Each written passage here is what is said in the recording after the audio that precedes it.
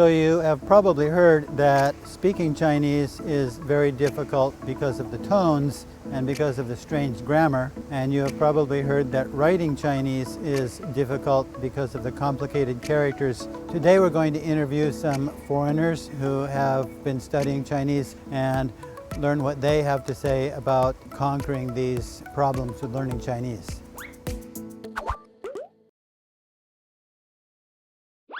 The most difficult thing about learning Chinese, I think, is the number of characters. So in English, we have 24 characters, and same with Spanish, other Latin-based languages. And so basically when you're reading, you can, if you don't know a word, you can sound it out and you can still pronounce it. But in Chinese, when you come across a character that you don't know or a word that you don't recognize the characters, you don't necessarily know what sound it makes. And so I think this aspect, you have to spend a lot of time practicing these characters. Chinese writing and memorizing the character is the most difficult part, but I think it's also really useful.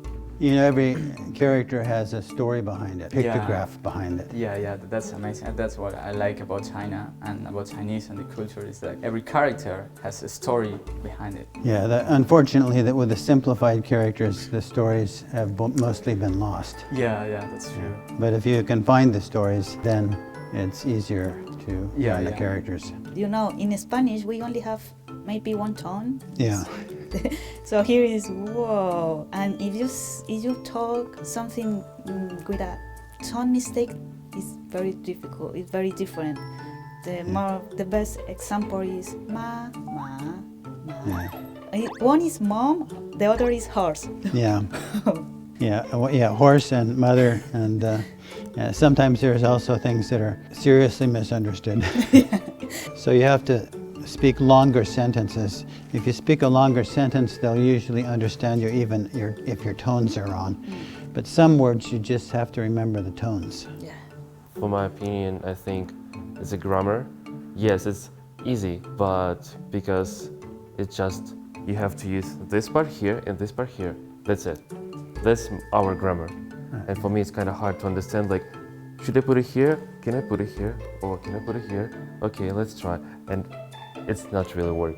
Chinese say things really, really differently than Russians or Americans.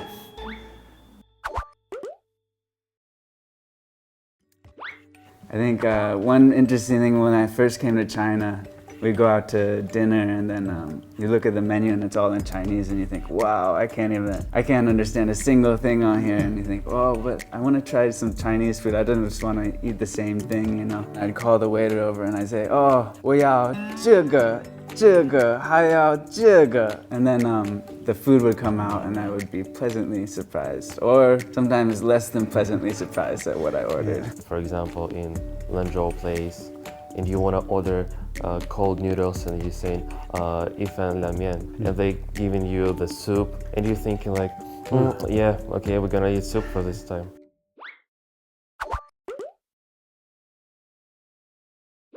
Well, reading and writing, I don't think I'm the best person to ask for suggestions, but for speaking and communicating, the best for me would be having Chinese friends, hands down. Okay, what is the best way to learn to memorize? First, write the characters, because for me, if I write the character, I can remember when I read on the street or read in a book. And then I go outside with some friends and try to practice the characters or the words that I learned that day. That is the way for me. I try with the flashcard, but I can't. I forget everything. No, this is not my way. I have to learn in other. Yeah, we have, when you write things down, you have hand memory. Yes, I think that is working for me too. When I write, but it's with my hands, I have to write. I write also in the mirror in my bathroom. When I take a shower or I finish, I just write the characters with a mark in my mirror. Some Chinese have a big brush with a bucket of water, and they write it on the sidewalk.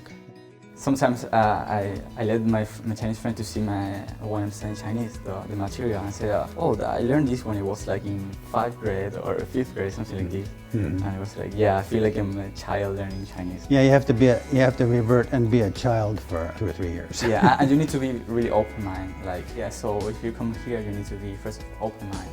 I think the most important thing is to immerse yourself in the language. I think if you just study on the side, you can still learn a bit. But if you really want to be able to speak Chinese and to read books and understand television programs, I think the most important thing is that you take your life and you change everything to Chinese, including maybe your phone settings to your, just everything you do. If you do it in Chinese, I think. Yeah, you have to force yourself to speak Chinese and not speak to your foreign friends. And you have to give yourself challenges. Every day you have to challenge yourself. Yeah, it keeps you young though. Yes, it keeps you on the cutting edge of society. In Chinese we have a saying, 活到老学到老. It means live till you're old, learn till you're old. Until you're old. Yeah. So today we have talked to several college students and got their views on why they think it's important or interesting to study Chinese and how is the best way to learn Chinese. Of course, I'm Uncle Hanzi, and I'm always thinking about the pictographic origins of Chinese characters, how the modern Chinese is logical, but then that's the way I view Chinese characters.